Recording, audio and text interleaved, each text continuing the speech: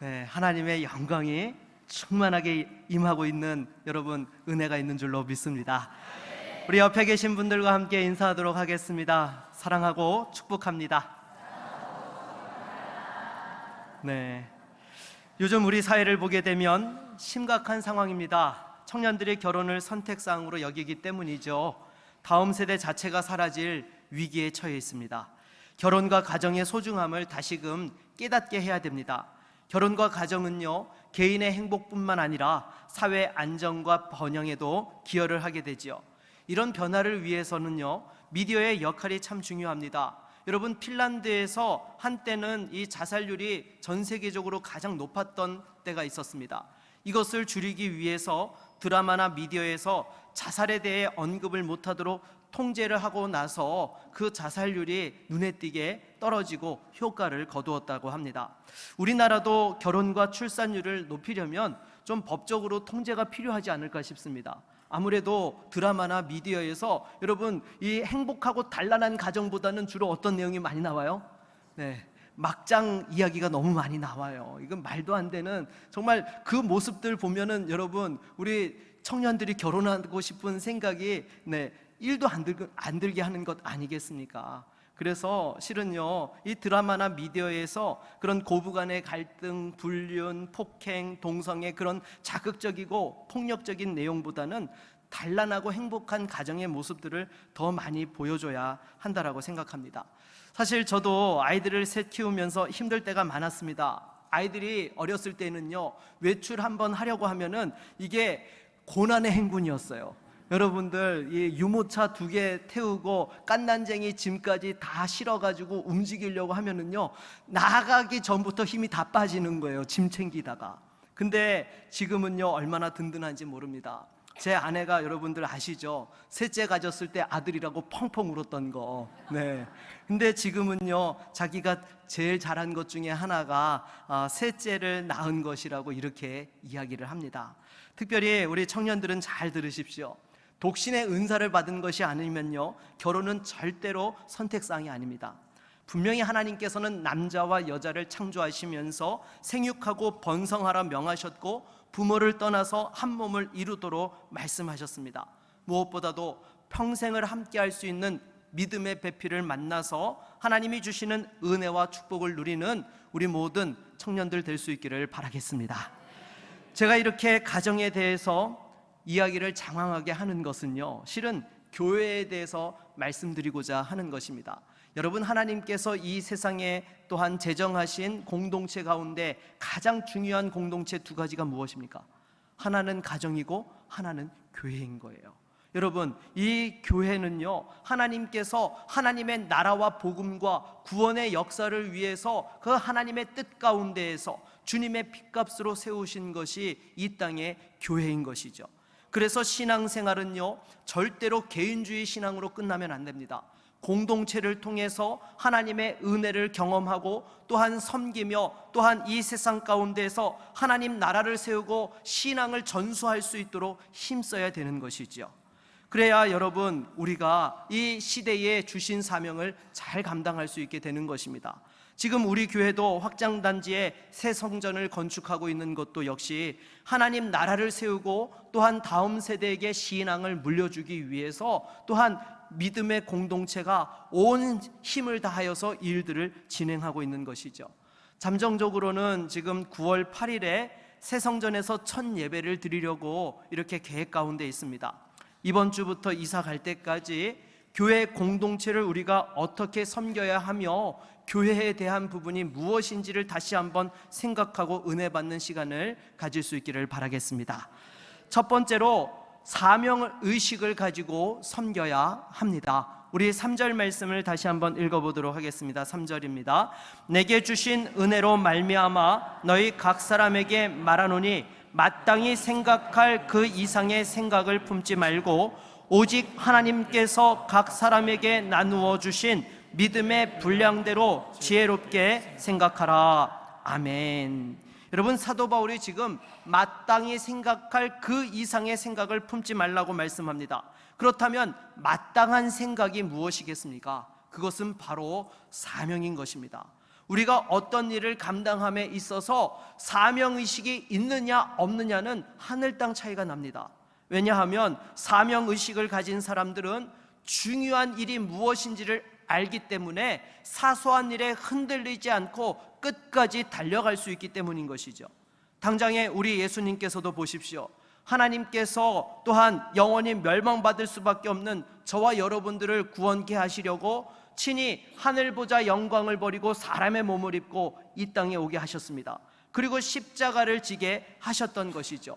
예수님의 사명은 바로 십자가를 통해서 영혼 구원하는 것이 우리 주님의 사명이셨기에 그 마귀의 공격과 시험에 흔들리지 않으셨습니다. 공생애를 처음 시작할 때에도 이 마귀가 와서 어떻게 시험했습니까? 40일 금식을 하고 줄이신 예수님께 돌을 떡으로 만들라고 시험하였고, 성전 꼭대기에서 뛰어내리라고 했으며, 또 자신에게 경배하면 이 세상의 모든 영광을 주겠노라고 그렇게 유혹하였던 것입니다. 그러나 우리 주님께서는 말씀으로 물리치셨지요. 또 수제자 베드로가 십자가에 대한 것을 말씀했을 때에 예수님께서 십자가를 지지 못하게 할 것이라고, 그렇게 할 때에 사탄아 물러가라, 너는 나를 넘어지게 하는 자로다 라고 이렇게 또한 책망하며 그 유혹을 물리치셨던 것입니다. 또 십자가에 달리셨을 때에도 예수님을 조롱하는 그 사람들을 향해 하늘에서 불을 내려 심판하실 수 있으셨음에도 불구하고 끝까지 그 모든 수치와 고난을 담당하셨습니다. 왜 그렇습니까? 하나님의 뜻을 따라서 영혼 구원을 이루고 그 십자가를 통해서 하나님 앞에 영광 돌리기 위한 것이 사명이었기 때문에 그렇게 감당하셨던 것이죠.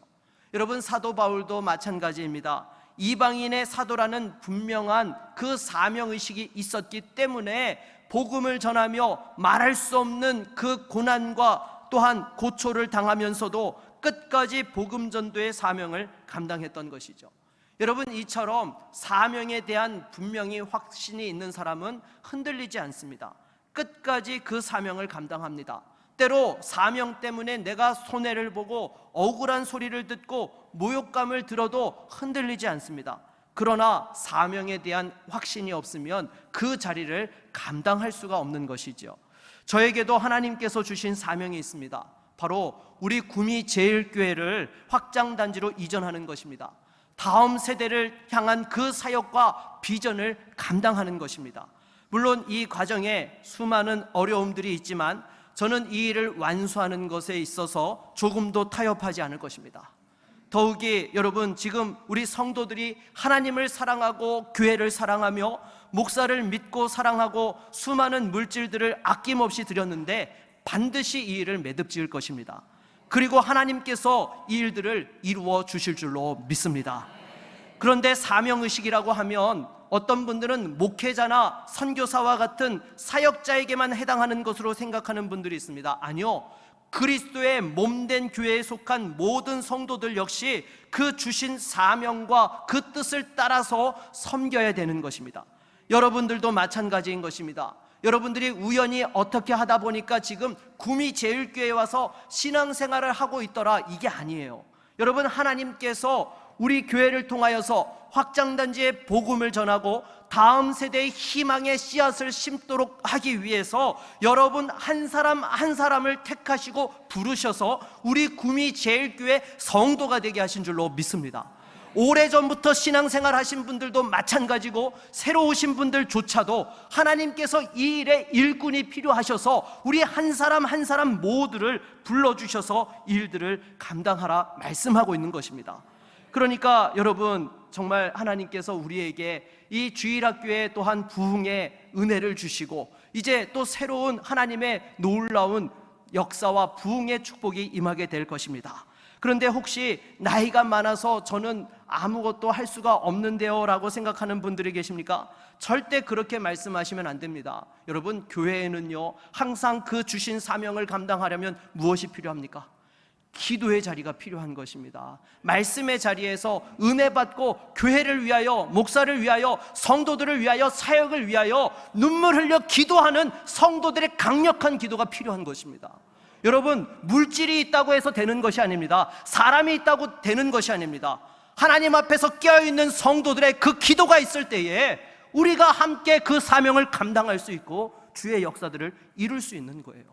여러분, 정말 하나님께서 우리 한 사람 한 사람을 이것을 위하여 부르셨다라는 사실을 깨달으시고 다시 한번 각자의 위치에서 사명을 따라서 섬기며 영광 돌릴 수 있는 믿음의 종들이 다 되실 수 있기를 주의 이름으로 축원합니다. 두 번째로는요, 순종하며 섬겨야 합니다. 우리 5절 말씀을 같이 한번 읽어보겠습니다. 이와 같이 우리 많은 사람이 그리스도 안에서 한 몸이 되어 서로 지체가 되었느니라. 아멘. 여러분, 여기서 지체라는 것이 무엇입니까? 몸의 일부가 되었다라는 말씀이에요. 여러분, 이 몸의 일부가 되었다라는 것은요, 내가 원해서 되고 원치 않는다고 안 되고 그런 것입니까? 그렇지 않습니다. 전적인 하나님의 뜻 가운데에서 교회의 지체로서의 역할들을 감당하게 되는 것이죠. 그런데 때로는요, 우리가 하나님 앞에 푸념을 할 때가 있죠. 어떻게 해요? 하나님, 저는 그래도 이렇게 좀 쓰임받고 싶은데 왜 저에게는 이런 자리를 허락하셨나요? 예를 들어서 저는 발가락 역할을 하고 싶은데 왜 저보고 눈의 역할을 하라고 하십니까? 또 반대로 저는 눈이 되고 싶은데 왜 저에게 발가락 역할을 맡기십니까? 이렇게 생각하는 분들이 있을 수 있습니다. 그러나 여러분, 그렇다고 우리가 하나님 앞에 따질 수 있어요, 없어요? 없습니다. 그냥 감사함으로 그 자리를 감당해야 되는 거예요. 그렇잖아요. 우리를 구원해 주신 것도 얼마나 감사한데 또 교회의 지체로서 섬길 수 있게 하셨다라는 것, 이것은요 정말 무엇과도 바꿀 수 없는 하나님의 축복의 자리고 은혜의 자리고 영광의 자리인 줄로 믿습니다. 그러기에 여러분, 우리에게는요 오직 순종 외에는 답이 없습니다. 그리고 무엇보다도 하나님께 순종하는 인생이 복되고 지혜로운 인생이 되는 것이죠. 여러분, 믿으십니까? 네, 하나님께서 인도하시는 길을 따라가는 것, 순종하는 것이 가장 우리에게 축복의 길이고 은혜의 길인 것입니다. 여러분, 우리가 어줍지 않은 생각으로, 내 생각으로 불순종하면 그 결과가 어떻습니까? 항상 돌아가는 인생이 되고 또 쓸데없는 고통과 고난을 더 많이 당하게 되는 것입니다. 제가 수도 없이 말씀드렸잖아요. 이스라엘 백성들이 출애굽할 때에 하나님께서 전쟁의 위협을 받지 않도록 광야길로 인도하셨던 것입니다. 여러분, 인간적으로 생각하면 광야길은 생명의 길입니까? 죽음의 길입니까? 죽음의 길이에요. 아무것도 먹을 것이 없고 정말 살아남을 수 없는 길이에요. 그런데 하나님께서 낮에는 구름기둥, 밤에는 불기둥, 또 만나와 메추라기로 입히시고 또한 인도하여 주셔서 그 대적들의 위협을 받지 않고 가나안 땅 입구까지 안전하게 도달하게 해주셨던 것입니다. 그런데 여러분, 10명의 정탐꾼 말만 믿고 밤새도록 하나님을 원망하고 불평하다가 결국 40년 광야의 고생을 하게 되었던 것이죠. 만일 순종했더라고 한다면 여러분, 광야 40년이 있었겠습니까? 없었겠습니까? 없었어요. 우리도 마찬가지인 것입니다. 때로 신앙생활하면서 분명히 하나님께서 이 길로 가라고, 저 길로 가면 안 된다라고 우리에게 감동을 주시고 성령을 통해서 우리에게 사인을 주시는데도 내 욕심과 생각 때문에 불순종했다가 고생했던 경험들 있으시죠? 네, 없으시다고요? 절대 여러분, 가슴에 손을 얹고 생각해 보십시오. 여러분, 제가 사실은요 이 청소년 때에는요 이 성경을 읽으면서 이스라엘 백성들을 얼마나 욕했는지 몰라요. 출애굽기 읽으면서 야, 진짜 얘네들은 답이 없는 노답 인생이다, 저 이렇게 생각했어요. 여러분, 생각해 보십시오. 하루하루 매 순간순간에 하나님의 기적을 본 사람들이잖아요. 근데 어떻게 여러분, 조금만 어려움이 오면 애굽으로 돌아가겠다고 원망 불평을 할 수 있는 겁니까? 그래서 제가 청소년 때에는요, 야, 진짜 내가 하나님이었으면은 얘네들은 싹 다 그냥 싹쓸이 했겠다. 근데 우리 하나님께서는요 그들을 또 용서해 주시고 또 여러분, 40년 광야에서 뺑뺑이 돌리셨지만 그래도 그 자손들이 복받을 수 있도록 인도해 주셨잖아요. 근데 제가 한 50년 살고 나니까 느끼는 것이 뭔가 하면요, 야, 이스라엘 백성들 욕하면 안 된다. 네, 여러분, 이스라엘 백성들하고 우리하고 다를 바가 없어요. 여러분, 그렇잖아요. 우리가 얼마나 하나님의 은혜를 입었는데도 조금만 어려움이 오면 원망하고 불평하고, 그리고 또 돌아서면은 하나님 한 번만 살려주세요. 여러분, 우리가 다시 한번 그러기에 말씀에 순종하는 것이 가장 지혜로운 인생이라는 것을 다시 한번 분명하게 깨닫기를 바라겠습니다. 잠언 9장 10절은 이렇게 말씀합니다. 우리 한번 같이 읽어볼까요? 여호와를 경외하는 것이 지혜의 근본이요 거룩하신 자를 아는 것이 명철이니라. 아멘. 여러분, 하나님의 말씀에 순종할 때 복을 받고 교회를 교회되게 할 수 있는 것입니다. 더군다나 여러분, 교회의 머리가 누구십니까? 바로 우리 주 예수 그리스도이십니다.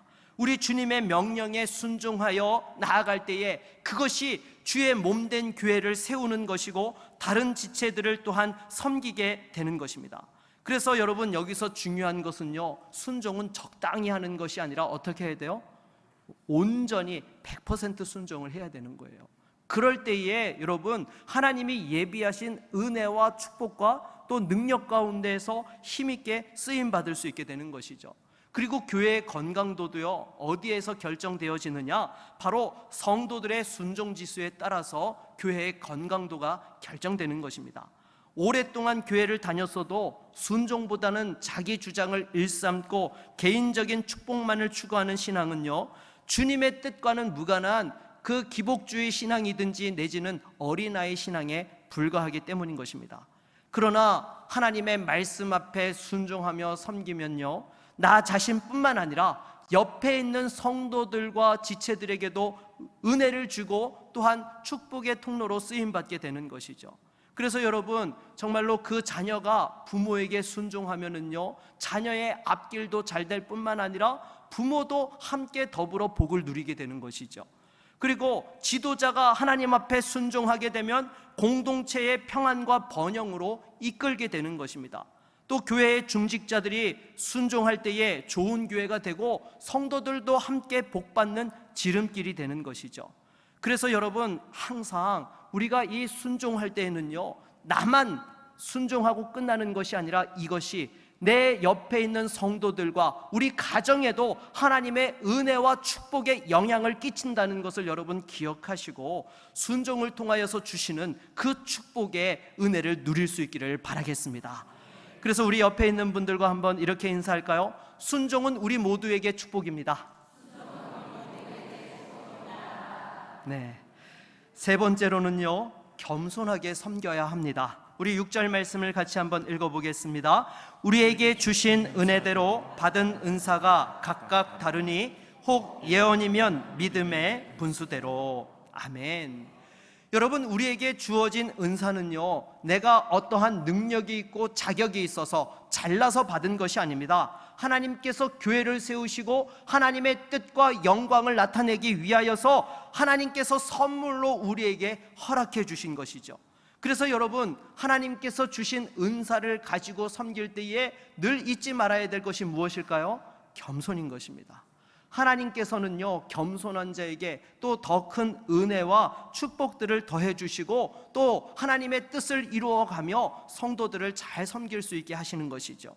어제 국회의원 집사님 사무실에 우리 장로님들과 함께 방문해서 예배를 드리는 시간을 가졌습니다. 그때 집사님께서 이런 말씀을 하시는 거예요. 뭔가 하면 이제 매월 2번씩 민원인의 날을 정해가지고 둘째 주 토요일에는 선산에 가서 그 북쪽에 있는 분들의 그 민원을 듣는 시간을 갖고 넷째 주 토요일에는 옥계에서 민원을 듣는 날을 이렇게 진행하겠다라는 거예요. 여러분, 솔직히 우리야 교회 집사님이니까 그냥 편하게 또 주일마다 이렇게 만나서 인사하고 이야기할 수 있지만은요, 세상에서 국회의원 한 번 만나는 게 쉬운 일입니까? 그런데 아예 누구든지 찾아와서 어려움을 이야기할 수 있도록 공식적인 그 자리를 만들어서 사람들과 함께 소통하겠다라는 거예요. 제가 참 감동을 받았습니다. 보통 정치인들은요, 언제만 겸손해요? 선거철에만 겸손해요. 근데 이렇게 평상시에도 겸손하게 지역 주민들을 섬기려고 하는 그 모습에 정말 우리 구미시에 소망이 있다라는 그런 생각을 가져보았습니다. 여러분, 교회도 마찬가지예요. 교회에서 중직을 맡으면요, 정말 겸손하게 섬겨야 되는 것입니다. 그런데 어떤 교회에 가면 중직자가 되는 순간에 목에 깁스를 하고 다니는 그런 교회가 있다고 해요. 여러분, 그러면 안 되는 거죠. 특히 부흥하는 교회의 특징이 무엇입니까?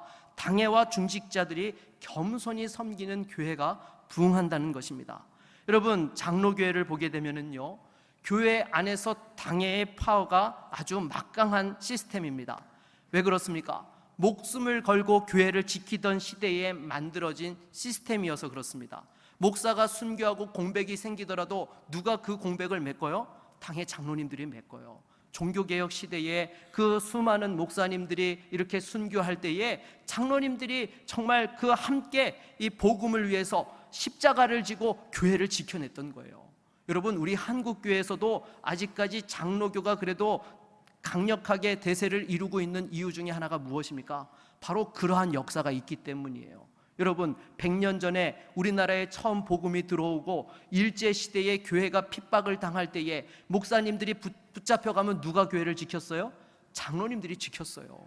목숨 걸고 교회를 사랑하고 끝까지 그 자리를 지키며 성도들을 돌보았던 것이죠. 그리고 또한 그 6.25 때에 공산당이 내려와가지고 목사님들을 다 죽이고 끌고 갈 때에 그 남은 성도들을 지켜냈던 분들이 바로 장로님들이신 것입니다. 그래서 여러분, 이와 같이 정말 이 핍박과 외부의 어려움 속에서 장로교회가 강력하게 그 교회를 지켜낼 수 있었던 이유가 바로 여기에 있는 것입니다. 그런데 오늘날 전 세계적으로 보게 되면 정말 가장 부흥하는 교회들은 장로교단이 아니라 오순절 계통의 강력한 목회적 리더십을 가진 교회들입니다. 사실 우리나라도 이 가장 큰 교회 순위를 따져보면은요, 1등이 어디죠? 여의도 순복음교회예요. 그냥 압도적이죠. 80만 명의 성도가 이렇게 모이는 교회이지 않습니까? 그리고 5등까지 그 교회를 보면은요, 장로교회에 속한 교회가 단 하나도 없습니다. 두 번째가 그 안양에 있는 은혜와 진리교회고, 그 다음에 감리교회들이 순서를 잇고 있는 것이죠. 여러분, 그런데 정말 세계적으로 보게 되면 이 장로교회가 많이 쇠퇴했습니다.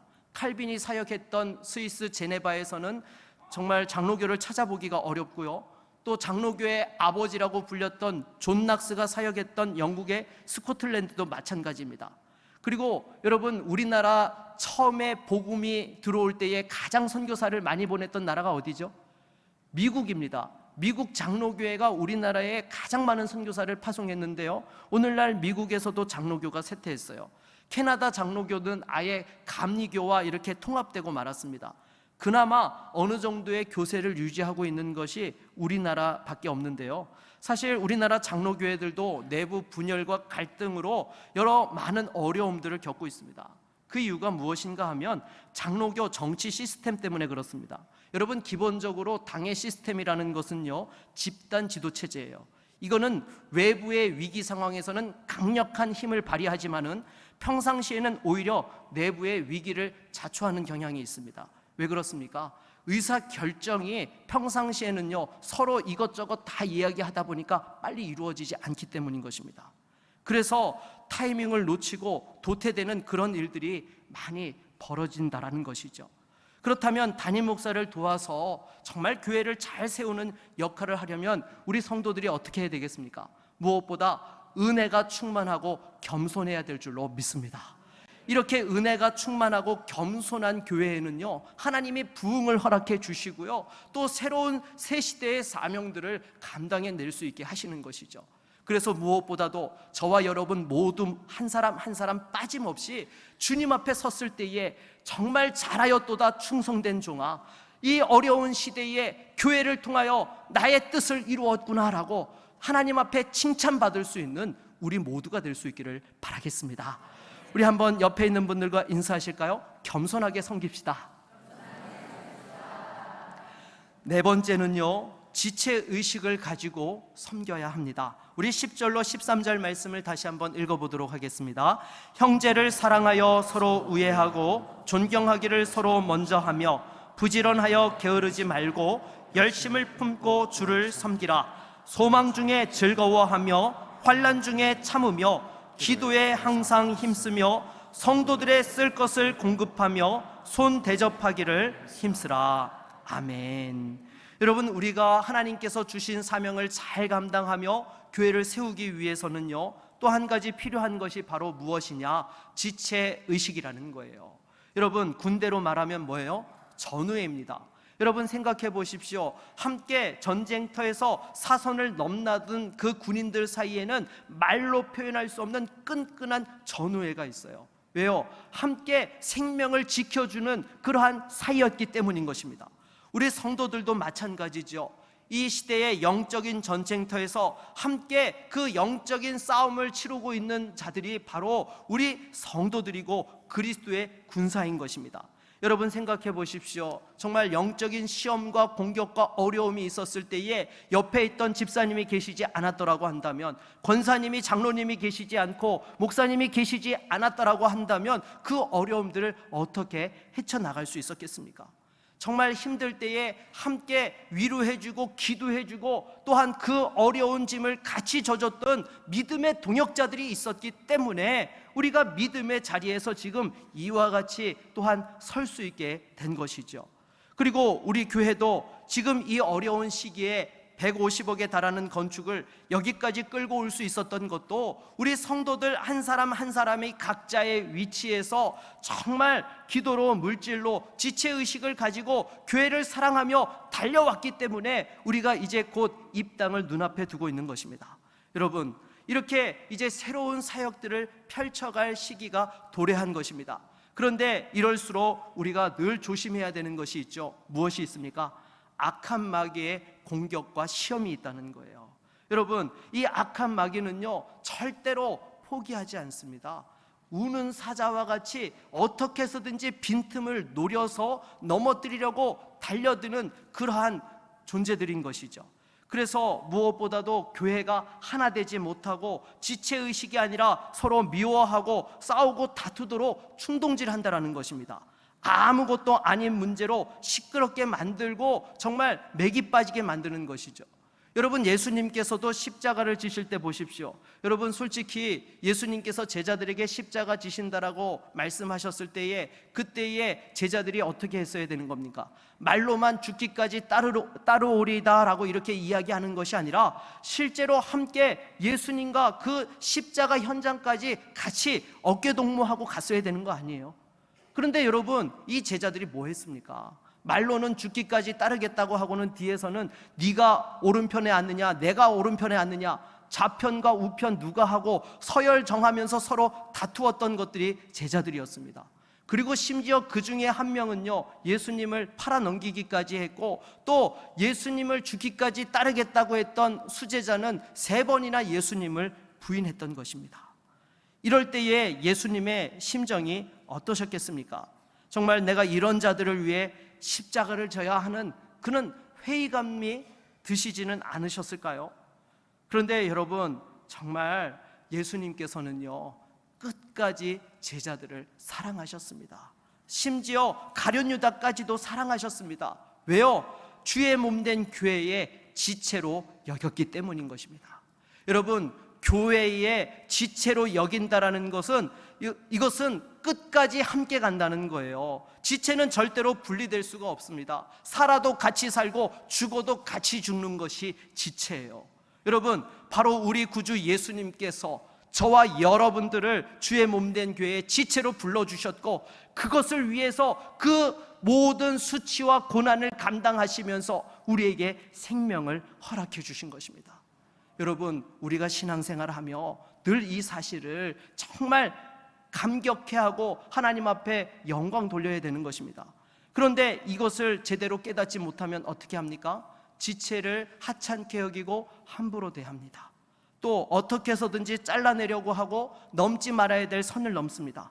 그러나 지체인 것을 정말 깨닫고 함께하는 성도들은요 끝까지 함께 사랑하며 같이 가는 것입니다.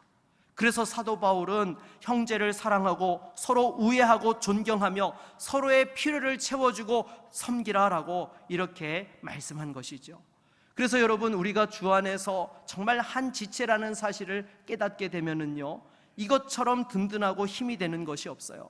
내가 힘들 때 나를 위해서 기도해 주는 지체가 있고, 어려울 때에 정말 헤쳐나갈 수 있도록 버팀목 역할을 해주고 또 기쁠 때에 함께 기뻐할 수 있는 지체가 있다라고 한다면 이것처럼 정말 감사한 일이 어디 있겠습니까? 정말 때로는 부모님도 이 세상에 안 계시고 더 믿고 의지할 형제조차 없는데 성도들이 영적인 가족이 되고 지체가 되어서 함께 아파하고 기뻐하는 것, 이것이 주는 위로와 은혜는 강력한 것입니다. 그리고 무엇보다도 우리 하나님께서 우리의 아버지 되어주시고 우리를 주 안에서 한 가족 한 지체로 삼아주셨기 때문인 것이죠. 그래서 무엇보다도 다시 한번 우리가 함께 교회를 섬긴다는 것은 주 안에서 한 지체가 되었다는 사실을 깨달으시고 정말 그 성도들의 상황이 어떠하든지 주님께서 사랑하는 귀한 영혼인 것을 깨닫고 함께 돌보며 함께 주신 사명을 향해 달려갈 수 있는 우리 모두가 될 수 있기를 바라겠습니다. 말씀을 맺겠습니다. 다음 세대에게 믿음의 축복을 이어주고 우리 또한 하나님께 영광 돌리며 쓰임받기 위해서는 주의 몸된 교회를 잘 섬겨야 됩니다. 주 안에서 사명감과 또 겸손과 순종과 지체 의식을 가지고 충성되이 섬기면서 승리할 수 있고 그 축복의 은혜를 누릴 수 있는 우리 모두가 될 수 있기를 주의 이름으로 축원합니다. 우리 한번 같이 찬양하고 말씀을 의지하여 기도하겠습니다.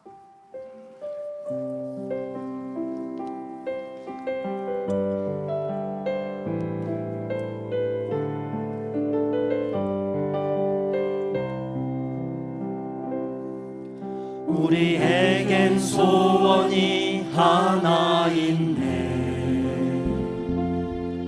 주님 다시 오실 그날까지 우리 가슴에 새긴 주의 십자가 사랑 나의 교회를 사랑케 하네. 주의 교회를 향한 우리 마음 희생과 포기와 가난과 고난 하물며 죽음조차 우릴 막을 수 없네. 우리 교회는 이 땅의 희망, 교회를 교회되게 예배를 예배되게 우릴 사용하소서. 진정한 부흥의 날 오늘 임하도록 우릴 사용하소서. 성령 안에 예배하리라. 성령 안에 예배하리라. 자유의 마음으로 사랑으로 사역하리라. 사랑으로 사역하리라. 교회는 생명이니 교회를 교회되게 예배되게 우릴 사용하소서. 진정한 부흥의 날 오늘 임하도록 우릴 사용하소서. 여러분, 이 시간 주신 말씀을 의지하여 함께 기도하기를 원합니다. 여러분, 하나님께서 우리 한 사람 한 사람에게 사명을 주셨습니다. 이것은 그 누구도 예외가 아닙니다. 다시 한번 이 시대에 우리 교회를 통하여서 주신 그 사명 가운데서 다시 한번 내가 감당해야 될 자리가 무엇인지를 깨닫고 하나님 앞에 은혜를 허락하여 주시고 겸손하고 충성되이 또한 한 지체의식을 가지고 이 모든 사역들을 잘 감당하며 쓰임받을 수 있도록 우리 함께 같이 합심으로 기도하며 나아갑니다. 주여, 하나님 아버지, 이 시간 주 앞에 기도합니다. 하나님께서 뜻이 있으셔서 이 구미 땅의 새로운 부흥의 진원지로 다음 세대의 주님 희망의 씨앗으로 우리 구미 제일교회를 사용하여 주시니 감사와 찬양과 영광을 올려드립니다. 이제 우리가 단지에 새 교회를 통하여 새 성전에 예배하며 하나님 앞에 사명 감당하고자 합니다. 우리 각자에게 주신 그 사명의 자리를 깨닫고 충성되이 감당할 수 있는 믿음의 종들이 되어줄 수 있도록 역사하여 주시옵소서.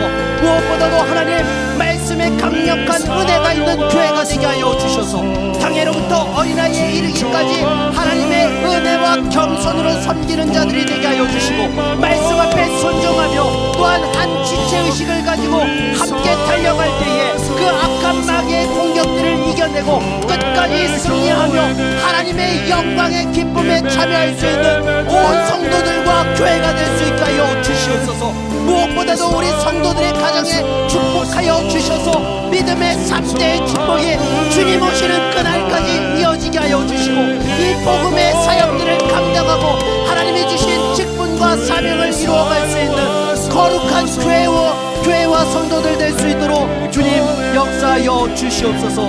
우리와 함께하여 주시기를 원합니다. 다시 한번 주님께서 이 일에 세우신 모든 믿음의 종들을 기억하여 주시고 끝까지 흔들리지 아니하고 강하고 담대하게 나아갈 수 있도록 주의 강한 팔로 붙들어 주시옵소서. 우리와 함께하여 주시옵소서.